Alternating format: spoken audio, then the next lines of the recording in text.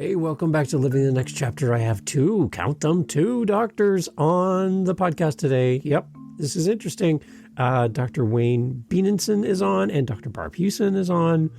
We're going to be talking about a book that they co-wrote together.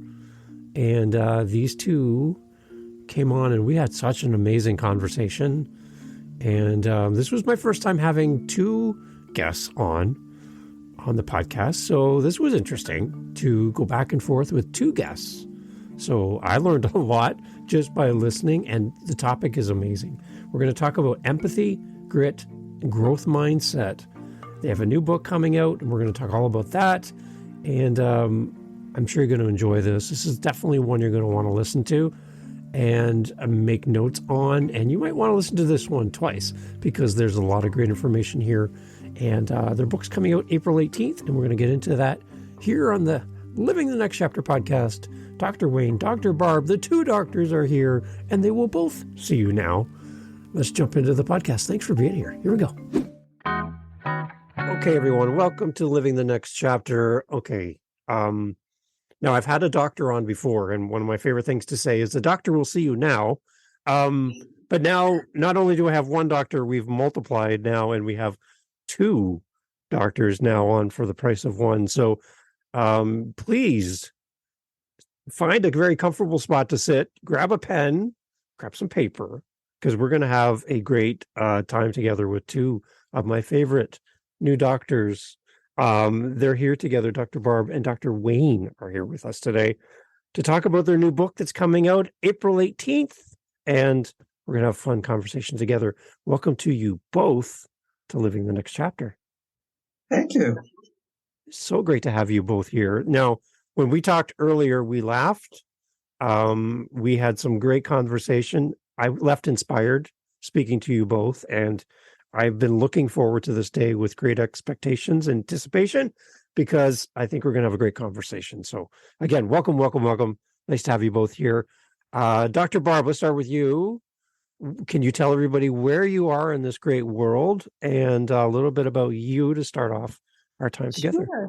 Yeah, you bet. So I am in a small town in Colorado, and I've been out in the West. I grew up in New York State, so I've been out in the West for about 23 years now.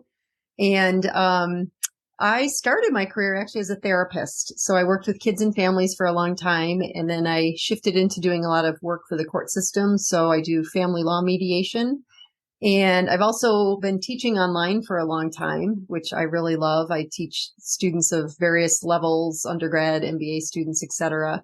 And then along the way, I decided to get my doctorate, and that's how I met Dr. Wayne. He was actually my advisor and my mentor and my committee chair, and he shepherded me through that whole process. And we created a program out of the research that I did, and we now have a book that'll be coming out soon. So we've been, colleagues, friends, just very close for a long time, and talk regularly. It's not a week will go by where we don't speak to one another about something. So we have a great relationship, and we love helping people, and we love working with people and watching them transform from the caterpillar into the butterfly. So. Very nice. Okay, Dr. Wayne, you've been set up real well here. So let's talk about you and a little bit about your background as well.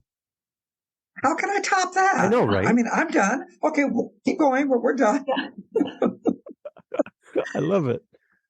I have been a teacher for 50 years, all the grade levels, preschool to grad school. And people always ask me, what grade do you like to teach the most? I said, whatever I'm teaching. So this is a teaching moment. So finding that teachable moment is just very, very cool. And it's exciting because that's when people agree to grow. And there's a lot of, unhappiness and anxiety in our world. And I think a lot of that can be traced to people not being willing to grow, because growing can be scary, but it's also a hell of a lot of fun. So I have taught both in the public schools and in the private schools, and rural and urban and suburban and online. And right now I am tutoring kids in a traditional program, and I'm also teaching mindfulness online. And I started doing that. I was a mindfulness instructor at a local school in Phoenix, where I live. And when the pandemic went down, a lot of the parents of my kids said, my kids are suffering. They don't have that peer thing that you get in schools. Can you help them? And since I was already known in that community, I got a lot of kids, and I've kept many of those kids since. So we basically do what we're doing right now, to be honest with you, David. We just have a lot of fun and talk about living our best lives. Beautiful. And that's me. I love it. Okay, so where did the idea of writing this book come from? You guys talk all the time and you get to share life together, and sounds like you two get along pretty good. So where did the idea of writing this book and Dr. Barb tricked me. That's the real, yeah, she tricked me. Yeah. So I was her thesis chair for her dissertation, which is really a fascinating dissertation. And often a student, after spending a lot of time, takes 2 or 3 years to do a dissertation. Though it's hard to let go because it's like a baby. And oftentimes a student will say, I'd like to take some of this dissertation and write an article for a scholarly journal. And can you help me? Which is great for me because I don't have to do anything. They do the writing and I just use my contacts. So that was happening. And one thing led to another. And it never made it to a journal, and it ended up becoming a book-length book. There was so much material that we hadn't really addressed. And because of her background in counseling and organizational management, she's a leadership coach, especially with women in entrepreneurial organizations, we just realized that we had something there that needed to be addressed. And one thing led to another, and we got the book. Dr. Barb, what would you like to add to that? That sounds like an amazing start. Yeah, no, that sounds about right. And, I think we both have such a passion and belief in our concepts that we talk about, our key 3 that we'll get into, that we truly believe that these concepts help people move the dial and really help them make changes. And with Wayne's background in mindfulness too, it's really fun. We work with clients together and we weave in mindfulness, we weave in our key 3, and we just really help them turn into better versions of themselves and move through the stuck moments in time and find new ways of thinking and looking at things. So it's fun. We, love creating content, and again, we love the clients that we're working with and just have a really good time watching this transformation happen. Okay, Dr. Barb, who's the ideal audience for this book? You. Yeah. You and your listeners. Yes. Good. That's been one of the difficulties of what we do, because we decided early on not to have a niche audience. Like, this is good for business people or business leaders, or this is good for elementary school teachers. We want it to be good for any human being who wanted to be unstuck or wanted to find their dreams. And our experience was, well, my experience at least, was a lot of the students I had were like just fabulous students. They were used to getting A's. They were used to someone laying out a syllabus and then they following everything to the T and they get their grade. And yet when you're at the doctorate level, that works only until you take your comps. And then you have to write the book, your dissertation. And all these fabulous students just kind of melted in a hot mess. And they weren't sure what to do. And I found that by some nudging and some challenging, they knew exactly what to do. And the book is the cheater's notes on that nudging and challenging. Nice. So the nice thing I can say is I had a 96% success rate for students doing their dissertation.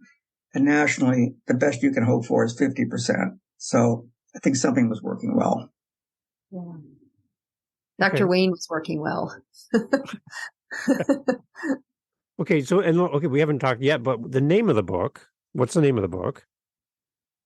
Wayne? Go for it, Barb. Claim Your Light.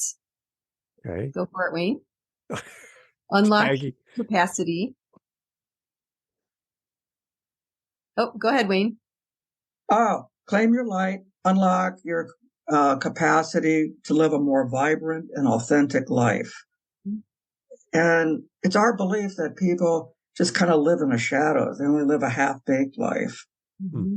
And I think they want to live in a bigger life, but I think their fears get in their way, or maybe some story they tell themselves about what happened in their childhood, or about not wanting to face the future for some understandable reasons.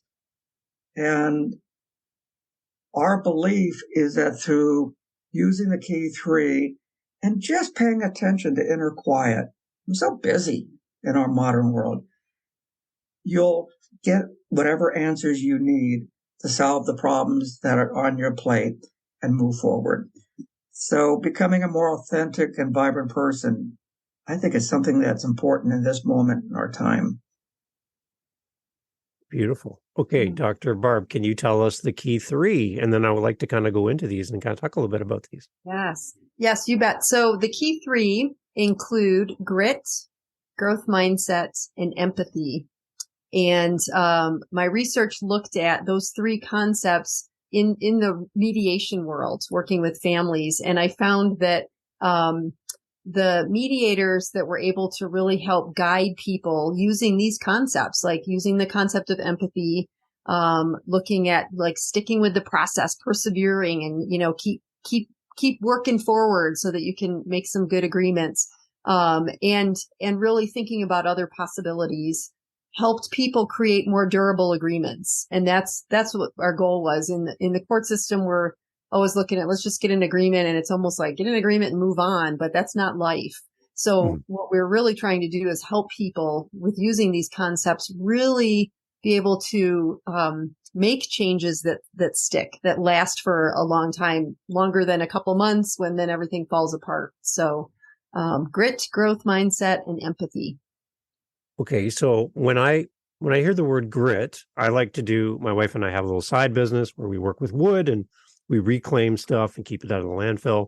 So I get like furniture pieces and stuff and I do work on it, right? And for me, grit is sandpaper. Sandpaper comes in different types of grit, from really rough to get the hard, rough stuff off, really down to really fine stuff. You could sand glass with it, right? And so there's different grit for different applications. So you have to know which grit to use in the right order to make your project turn out properly. So when I hear the word grit, my mind goes to sandpaper. Now, that might not be exactly what the two of you were thinking when you wrote this, but I find that in the example of sandpaper, that you have to follow the steps. If you use the sandpaper in the wrong order, you'll get terrible results. But you can go from something that's harsh to something that's gentle, and it all has the same impact, right? So Yes. can you take me down the road now from your point of view of grit, and let's add a little color to the term grit and kind of your approach to this? Let me take a stab at that. Before I get into grit, though, I want to give some context to what Dr. Barb said. In her dissertation, she looked at 2 groups of people who were doing family law mediation. They tended to be lawyers, for one group, who were doing mediation on the side, because judges just don't really deal with divorce stuff, especially with kids, because the law is not really specific. It's a human nature problem. So they let mediators work it out with the parents.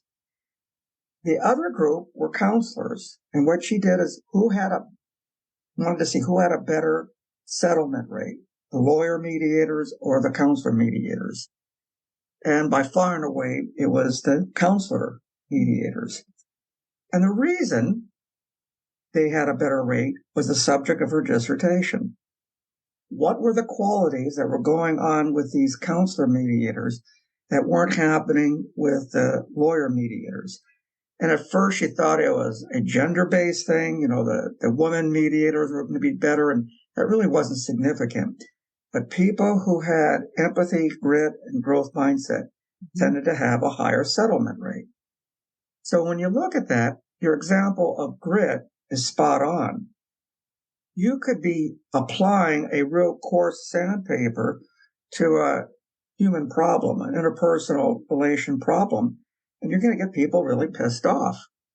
Or you could be doing something with fine sandpaper and nothing really happens. Right. It's not the right application at the right time. So grit means to have perseverance over a long time. I mean, that's the textbook definition, but it's not our definition. Our definition is what's needed right now and what can be offered. And when we do Zoom trainings, both with kids and with adults. Just parenthetically, kids are a whole lot easier.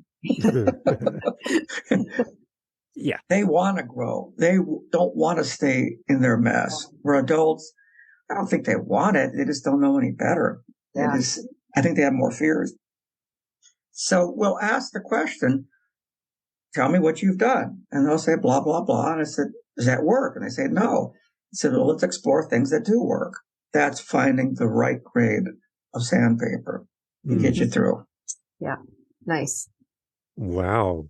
I feel like I'm part of the team now. This is great. There you go. This is good. You are. The sandpaper, that's a great pic. That's a great image. The sandpaper, actually. I like that. Right. Does that work then? Mm-hmm. Okay. Yeah.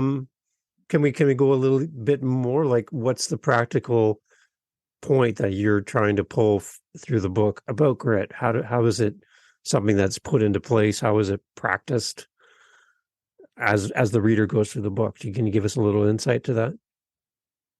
I'll try, and Barb, just interrupt me whenever. Change can frighten people, especially if it's change that brings up traumatic memories. Oh my God, I don't want to look at that. Whatever that thing is, if it's finding Mr. Right or Ms. Right, or balancing your checkbook, or weight loss, or whatever the problem is, people tend to have a lot of unhappy memories around it. So we say, all right, let's just do some change. No. And they'll resist. You don't get change usually when you resist. You get it when you can accept the situation for what is. Problem is, most people can't do that alone. If they could, they would have. And we wouldn't have had our careers. You need a companion to come with you and say, okay, you're going to see something around the next turn. I want you to be aware of it so you don't get freaked out. Having that friend along with you is a big deal because it allows you to say, okay, something's big coming. I don't have to stay hyper alert all the time just for this moment. And then after a certain length of time, you start to relax and you start to do the things that are already in your system. It's just that you needed a little bit of affirmation. So all three of those things together, the empathy, the grit, and the growth mindset, help you to see yourself as a newer person, the expanded consciousness. And one of the things we like to say a lot is our job is to help you relax your consciousness so you don't come into your problem solving with an uptight feeling. Okay. Yeah. Dr. And Barb, I you think, got more. Yeah. And, I think about too, a lot of the work I do, even as a leadership coach, is kind of deep dive stuff. I was just meeting with a leadership client this morning who has an employee she's just floating around at the surface. And I said, we got to get her down a little bit deeper. And so I was guiding him to help. And the thing that's always amazing too is, I love seeing aha moments, and the grit pieces, like hanging in there, staying in there. So when you start talking about the hard stuff or the traumas or things like that, we want to run, shut it down, stop, not deal with that. But what we realize is once we get in there and we start to like unfold the layers, we feel a little lighter. And then maybe next time we feel lighter yet again. And then maybe we feel even, oh my gosh, I feel happy all of a sudden. I wasn't feeling that. And so allowing people to just have that experience of, what if we were to like just peel back one layer, what does that feel like, while we're in it and then afterwards. And so we're always checking in with people on, how are you on a scale 1 to 10 right now? And, just doing little check-ins with people. So helping people just like hang in there, because it's amazing what you can feel like after you've kind of dug in there and done the harder stuff. Okay. I like grit. I love it. And I think it's something that's lacking in today's society, really. Yeah. There's that stick-to-itiveness to it. There's a bunch that I can my mind goes to every time I hear the word grit. So I'm glad to see that's part of the 3. So Dr. Wayne, what is empathy not? I want the opposite of empathy before we talk about what's in the book. What's kind of a misunderstanding about empathy that people tend to think of that really is not empathy? You know anyone, David, who's self-absorbed? They're just not thinking about anything about satisfying their own pleasure. Right. That's the opposite. And it goes 2 ways. One way is obviously interpersonal. I don't care about anyone else. I just care about me. Yeah. So the image there would be of a 3-year-old kid. The 3-year-old kid's supposed to be doing that. Developmentally, that's where 3-year-olds are at. Some of us don't get past that 3-year-old motive as adults. That we're living in a big world. There's 8 billion of us now. We've got to start thinking about each other. We're going to survive. So that's the interpersonal. But the intrapersonal, INTRA, is also important about empathy. Who is it that I could be? We talk about our best life, but who is it about my best self that I'm not even aware of sometimes because I'm still stuck on that 3-year-old emotional self? So a lot of times our job is just as Dr. Barb said, peel back the layers so you can see you really are a butterfly. You just haven't seen it. Mm-hmm. And can you give me a story when this particular persona came out? People can when there's trust. And that's a huge word with the empathy is what's the trust. And Dr. Barb and I both work with people who are going through some really nasty divorces. And she gets the unfavorable part of that, dealing with the parents as they try to come up with a family plan, a child plan. And I usually work with the kids who are just wiped out. What has gone on here? My life was okay, and all of a sudden it's just there's no stability. Mm. And in both cases, it is about who we can be that's not looked at rather than who we are. And who we are is, I'm going to blame you. If it wasn't for you, these things would be good. And that's not it at all. There's a situation here. How can we deal with it in a loving, kind way? And when you do that, the empathy it just comes out naturally because we really, as human beings, care about one another. But oftentimes when you get into a struggle, conflict and all that, the narcissism comes out. It's my way or the highway. We want to say, no, you're more human than that. And let's come up with some of these fun ways to be human. And once you do, the problems just take care of themselves, quite literally. Dr. Barb, do you think that social media makes empathy more difficult in life when we're so focused on selfies and my Instagram highlight reel and my TikTok dance and all about me, me, me, me, me? Do you think that strips away a little bit of empathy? I don't know if you want to get me started down this road. Just wait, I got to take a selfie with my camera here. While wait. Yeah, let me get a picture there we of go. myself on this podcast.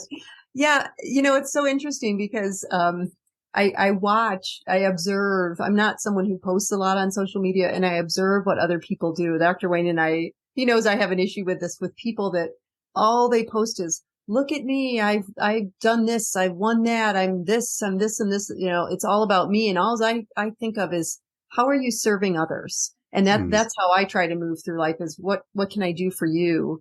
How am I serving others? And I think another piece of empathy that kind of pops in my brain too is curiosity. And empathy is really also about, I'm wondering, why is the other person, so this other person's angry. I'm wondering why, what's underneath that, and having that, helping people. And the neat thing about empathy is it can be taught. So you can learn how to have more empathy. And so I think the social media world, it really does, it promotes, it's certainly, tools that were created for a certain reason. And now, of course, they go in all directions, right? They use social media for so many different things, but, really staying focused on here's how I can help you, or what can I do for you, I think is so important, and allows those feelings of empathy to come out versus, here's another selfie of me, and here's another, I was here at this thing speaking, and here's another thing I did. And it's okay to, self-promotion is fine, but I think sometimes people do get a lot caught up into that versus, here's how I can help and guide you, which again is kind of the angle that we come from. Yeah. And one thing I heard somebody talking about was, when there's success in your life, we tend to build fences around our success to keep people out. Yes. But I think a more empathetic way of doing this is to build a bigger table and invite more people in. Yes. Right. So take that wealth and give it and share it, then protect it. Right. And in sharing it and giving out more of it and bringing more people to the table, then you're going to have even more wealth, because now it's multiplied. And I think part of that wealth comes when we change our mindset from me first to we first. Yeah. And that we first is about collaboration. Right. And I'm a great fan of movies. So I love watching the Academy Awards. And they just had them a couple of nights ago. And the best picture and the best actor and actress and director went to a collaborative that had two directors, the Daniels. And they talked about that we were family and we cared about each other. And that's the new motif in creating art. It's not that on the top of the pile. It's that we created this thing of beauty together. Yeah. And that is part of our motif, which is quite the opposite of me first. It's really we first. And that gives a whole lot more joy, because it's nothing that I control. It's the relationship that's important. Right. Dr. Barb, has there been somebody in your life that's shown you empathy that really stands out, and you're like, that's my definition of empathy right there, that person, that moment? Dr. Wayne. There you go. Dr. Wayne, he's really good at, if I find I'm getting stirred up over something, he just brings in the calm. He's Nice. really good at that. And he's able to, really flip something upside down in a different way than I hadn't thought about. So, I think it's nice when we can find somebody that gets us, that really understands who we are, what makes us tick, why, when our emotions fire up, what's underneath all that. And, so yeah, I would say Dr. Wayne does that for me, for sure. What a loving moment this is. My heart. Okay. The next big one of the three is growth mindset. Dr. Wayne, can you kind of give us the inside scoop? What do we need to know? And I think growth mindset is something that is lacking in so many areas. I'd love to kind of get your thoughts as it relates to the book, and kind of your process as you take us through this. I'm interested. So I'll give you a little story. One of my favorite grades to teach is fourth grade. Kids are just lively, that they can do things. They know how to read. They can do their numbers. They actually have their own original thoughts, but they're not into teenagehood where the hormones pop. And it's just a lovely grade. Educators talk about it being the golden age. And in that moment, when I'm with these fourth graders, I have the dubious distinction of having to teach multiplication of fractions. multiplication of mixed fractions.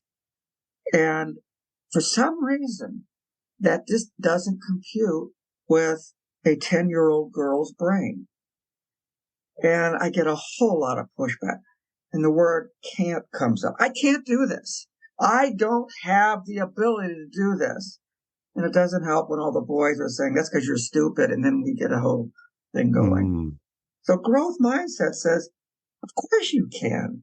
You just haven't found the right route. So to look at growth mindset, to look at what growth means, I think you got to look at the opposite. The opposite is fixed mindset. And that's nothing more than an excuse you make in your head for can't. I can't do it. Here are all the reasons why. And as soon as you say that, I'm saying, you're right. You're absolutely right. I'm not going to argue with you. But it's not going to help you learn mixed fractions multiplication. So what growth mindset is what do you need to get beyond what is stopping you right now? And oftentimes all it is most useful feedback. So these students, these 10-year-old girls, they needed something very particular. And my teaching style didn't give it to them, so I changed my teaching style. Instead of just talking about how you do the mechanics of multiplying mixed fractions, I made little pictures on the wall with little circles and X's and all that. And that's how they learned. They were visual. Or for someone else, it might have been auditory. For someone else, it might have been kinesthetic. You find out through feedback what it is you need to get there. And then the crowning moment was I got a new kid, another girl. And it was during that time when we were doing multiplication of fractions. And she said, oh, here's how you do it. My particular way of learning is through visual. I don't know what yours is, but if it's visual, here's how you do it. Growth mindset. And the student becomes the teacher. That's right. Yes. That's exactly right. Well, and Dr. Wayne knows my favorite thing, the growth mindset. A lot of the research was done by researcher Dr. Carol Dweck. And she has a great phrase that I love that says, you know, if you say you don't know how to do something, you just say, I don't know how to do this yet. Yet. And that word yet is kind of the magic. So it's like, I don't know how to do it now, but I can learn and I'm going to learn and I'm going to figure this out. So I don't know it yet, but I will. And so I think that's just, that little word is just so magical because it really just shifts people's thinking a lot. Like, oh yeah, you're right, but I can learn this. I don't know it now, but I can learn it. What did the two of you learn by putting this book together in the talk, the back and forth, the conversation, the writing process? What did you learn individually about yourselves as you pulled this together? That we can. Good. And I'll speak to myself. For me, I'm trained to seek out information to solve problems. So I have a long career of going and reading books to help me understand particular phenomena, like claiming what is rightfully yours. And I kept looking for the book that would help me, the book that I needed, that would allow me to grow into my best version of myself, and for me particularly to deal with my obstacle, which was fear. And I couldn't find it. A lot of the stuff with self-help comes out of the psychology literature or comes out of church stuff, theology, or comes out of business leadership, how you make better leaders. And I didn't want any of those. They didn't relate to me. I wanted something from education, and there was nothing there. So we wrote the book that we needed to read, and I kind of overcame my fears. Nice. Dr. Barb. I think, I think for me, Dr. Wayne and I just clicked when we first met. And, it's interesting when I started my program, one of the things he said in class one day was find a buddy. There's the companioning piece that we have in our program. Find somebody that you're going to stick to to get through this program. And I did. I found my good friend, Dr. Lisa, and we stuck together like glue. We tracked together and we literally sat down and said, when do we want to be finished? And we reversed engineered everything. And Nice. we helped each other get through a very difficult process. And so I think about that, Dr. Wayne has been that person for me, keeping me on track. Let's do this. And I think the piece of, being able to like visualize and hold the book in your hand is such a nice thing to be able to say like, wow, we can do this. I have the dissertation in my hand and I knew what it took to get that. And this is just a different variation of a theme. It's still writing, but it's a way to just actually visualize and then take that a step further and say, this can really help people. And we want to companion with them and guide them moving forward. So I think just having another goal and almost reverse engineering it and working together to get to that end point where we can say, here's our book and we can help guide you has been just an incredible journey. Amazing. I love it. Okay, so for the authors that are listening to our podcast, let's take the three: empathy, grit, and growth mindset. How do we combine these three for a new author to create the book, build community, and get their message out into the world? Because I really believe that everyone has a story to tell. How do we combine these three and encourage the author that's listening to write the book? That's a great question. In fact, that's the best question anyone could ask of any book. How do you get the story that's inside you out into the hands of other people, into the minds of other people? And our way of dealing with that was through a section we have in each chapter called our, now I've forgotten what it's called, our inner, what's it called, Barb? Our inner thoughts? Mm-hmm. Yeah. Yep. Just some discussion questions and some prompts. So thinking about how we are thinking about all these things, how about our story, we have an inner moment. And as I said at the top of the hour, our society now is really fast. And I think that gets in the way of any real growth or storytelling. So you can't really appreciate a story unless you are comfortable with the storyteller telling the story in the style he or she is comfortable using. All right, get to the punchline, quick. So having this inner awareness really, really helps slow things down so you can appreciate what comes up. Oh, yeah, I've had a story just like that. And that's what gives us our humanness. So that inner dialogue, that inner moment of making yourself more calm allows you to take all these key three and put them together in a very useful way. Dr. Barb, what do you have to add to that? That was great. Yeah, no, that's excellent. And I always think of self-care, like a lot of these pieces kind of combine in together, hanging in there with things again, like taking care of yourself along the way, but knowing that, if you really want to change, you gotta hang in there. And empathy is also towards oneself, like being gentle with yourself and, understanding like, well, why am I stressed out today? Well, I'm having a hard time getting words on a page. Okay, that's okay. Well, maybe later today or tomorrow might be better. Like, giving yourself a little grace and space, to kind of work through your process is really important.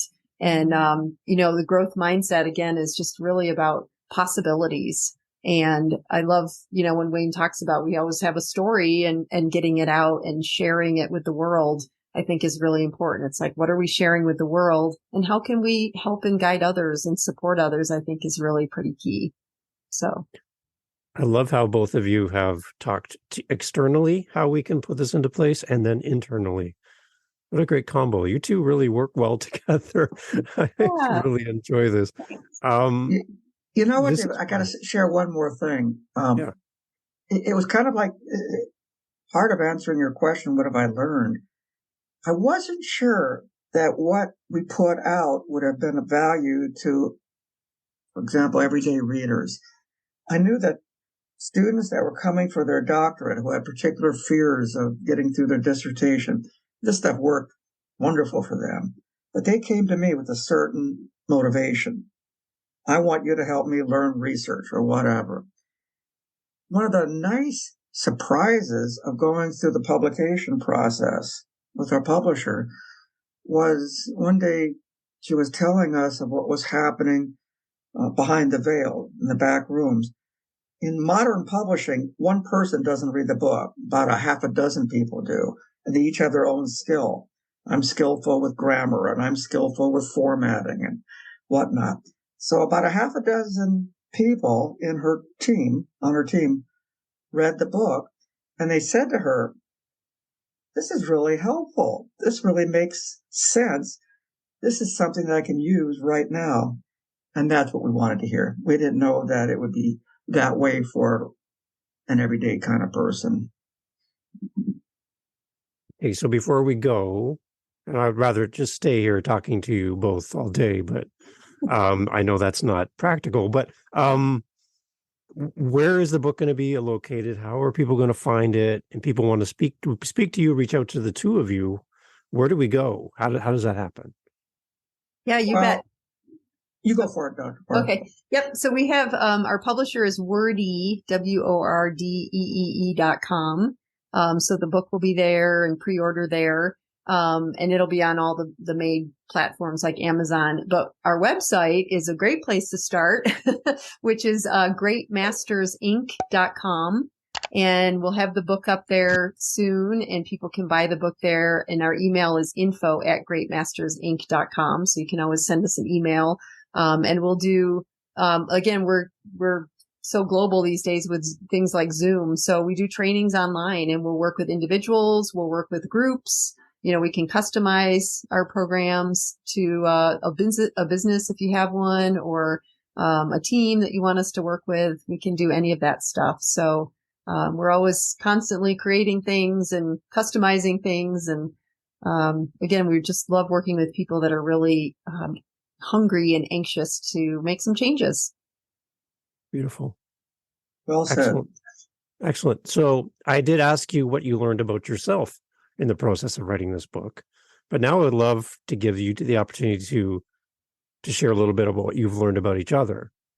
So, Dr. Wayne, what have you learned about Dr. Barb in the process of writing this book? Oh gosh, I don't know how to say this without embarrassing her, but you probably said that just so I would say that. So there you are. Mm-hmm. The proof's in the pudding, David, and all these are just fancy words until it comes down to crunch time.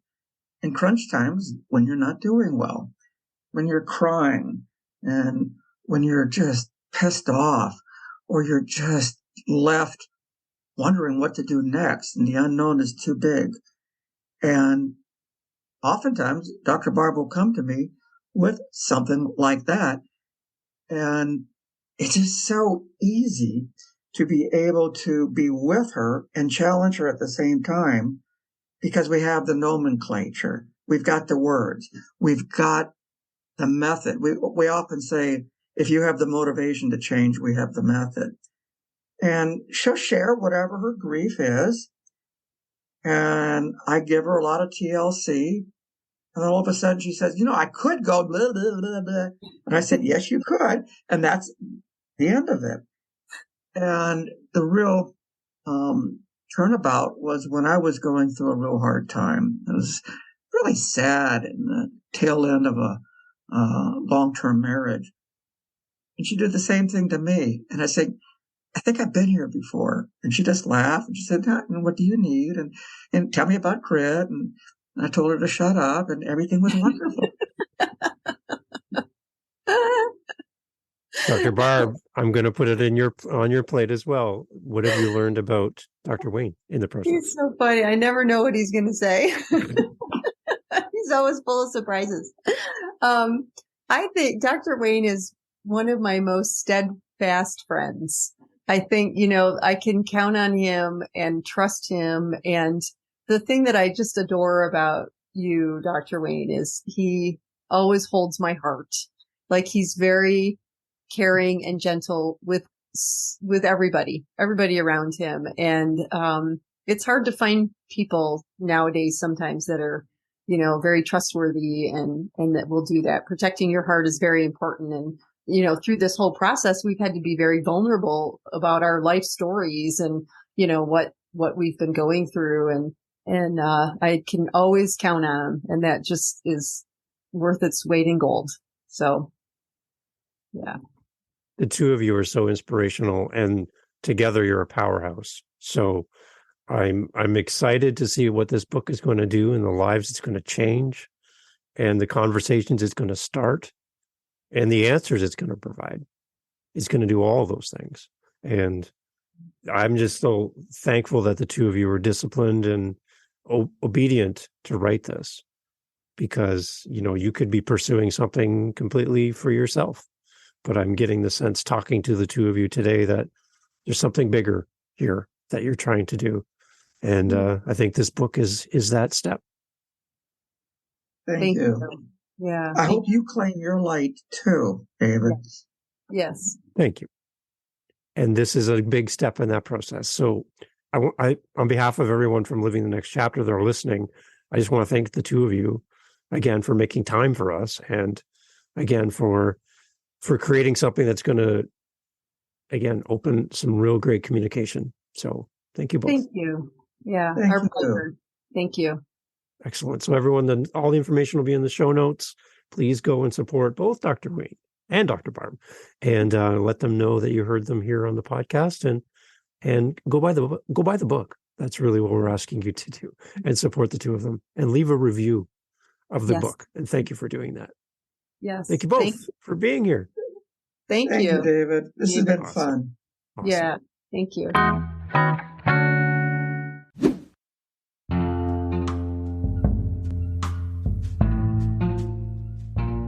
Thank you for subscribing and following. And you're listening this far in the podcast, so you are my best friend. I'm sorry, but you are now my best friend. So welcome. Nice to meet you. Thank you for being here. LivingTheNextChapter.com has a link on the website to our Facebook group. Are you on Facebook? Probably. You can go there and you can actually interact with our guests. You can talk to them. You can hear more about their journey, about their books. You can speak to them directly. You don't need me. You can come right over to LivingTheNextChapter.com, click on our Facebook link to our community. You can talk to other listeners of the podcast from around the world who are on Facebook. And, again, speak with our guests. Don't you want to speak to the guests you just heard from?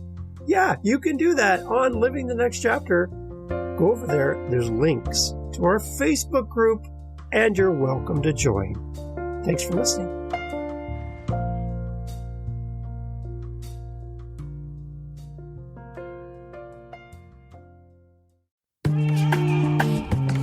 Mindshift Power Podcast, the podcast for teenagers and those who work with them.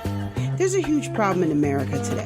There's a very large disconnect between teenagers and the adults who work with them. I'm looking to bridge that gap with real, raw, honest conversation, not held back by the chains of political correctness. You cannot solve a problem you do not understand. Want to understand teenagers today? Listen to this podcast. This podcast is for teens in the U.S. and Canada. To learn more, go to fatimabay.com/podcast or just look for Mindshift Power Podcast on any listening platform. I look forward to you being a faithful listener.